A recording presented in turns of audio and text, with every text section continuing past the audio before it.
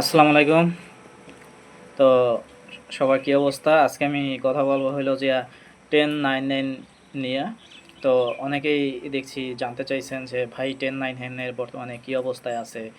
তো এরাও কি এম এর মতো পালাই যাবে নাকি বা পেমেন্ট অফ কইরা দেবে নাকি? তো এই সবকিছু নিয়ে এই ভিডিওতে আমি হলো যে কথা বলবো। তো এদের সর্বশেষ এখন কি অবস্থায় আছে বা এরাও কি এম এর মতো পালাই যাবে নাকি হলো যে আরো কিছুদিন থাকবে?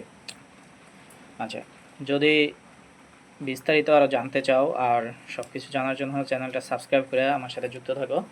তো 10,999 এর বর্তমান যে অবস্থাটা আছে যে এম এ বা মিস্টার এআই হলো যে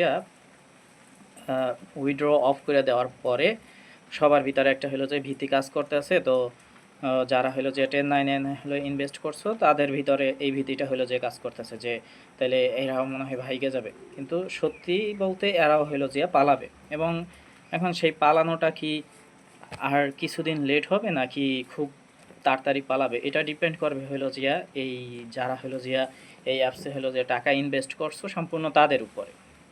তো যেটা হলো যে হবে যদি এমন হয় যে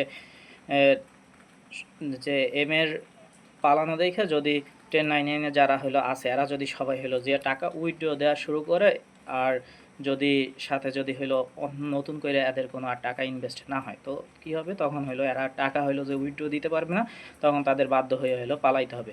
কিন্তু 1099 যেটা হয়েছে যে এদের গ্রাহক সংখ্যা কিন্তু এতটা হলো যে বেশি বর্তমানে হলো যে নাই, যে কারণে হলো যে এরা আসলে খুব একটা লাভবান অবস্থায় যে পৌঁছাইতে পারছে এরকমও না। হ্যাঁ, যার কারণে এরা চাবে যে আরও এই অ্যাপসটা হলো যে 3-4 মাস হলো যে রান করার জন্য। তো যদি এখন যারা হইলো যে আছে ইভেন এমনও হয় যে যারা হইলো যে এম এতে বা মিস্টার এআইতে যারা হইলো যে টাকা হইলো মাইর খাইছে তাদের ভিতরেই দেখা যায় কি অনেকে হইলো যে যাইয়া নতুন করে আবার এখানে ইনভেস্ট করবে যে ওইখানে এত কিছু মাইর খাইলাম, তো এইখানে দেখি টাকাটা ইনভেস্ট করে সে আবার যে পরিমাণ টাকাটা হলো মাইর খেয়েছে ওই টাকাটা অন্তত তোলা যায় কিনা এখান থেকে। আবার অনেকে কি হবে যে যারা হইলো যে এম এ থেকে হইলো যে কিছু লাভবান হয়েছে, অনেকেই আছে যারা হইলো যে লাভবান হয়েছে।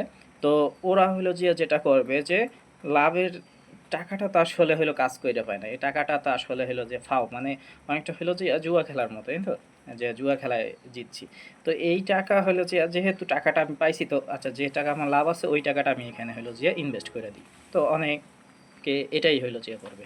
তো ওরা হইলো যে এই টাকা ইনভেস্ট করতে যাইয়া হইলো যে দেন যদি এরকম হয় যে নতুন নতুন আবার হইলো ইনভেস্টমেন্ট আসতে আছে বা যারা হইলো যে অনেক আগে থেকেই হইলো যে যুক্ত আছে ওরা হইলো যে নতুন ইনভেস্টরদের হইলো যে নিয়ে আসতে আছে। তো তখন কিন্তু দেখা যায় যে হ্যাঁ কোম্পানি দেখবে যে আমার তো টাকা আসতে আছে, সেক্ষেত্রে হলো যে ও অ্যাপসটা হলো যে রান করতে থাকবে। ইভেন যে চেষ্টাও করবে যে উইথড্র দিলে উইথড্রটা সাথে সাথে হলো যে ক্লিয়ারিং করার জন্য। তো যদি সাথে সাথে ক্লিয়ারিং করতে পারে তো তখন দেখা যাবে কি যে এই যারা এখানে কাজ করে তো ওরা আবার হলো যে যারা এই যে অন্য অন্য কোম্পানিতে কাজ করে হলো যে টাকা মার খাইছে ওদের কাছে হয়তো বলবে যে এ দেখো আমাদের টাকা খুব তাড়াতাড়ি হলো যে দিয়ে দিতেছে বা এটা খুব ভালো চলতেছে, তো এখানে টাকা ইনভেস্ট করো। এই প্রসেসটা হলো এরকম।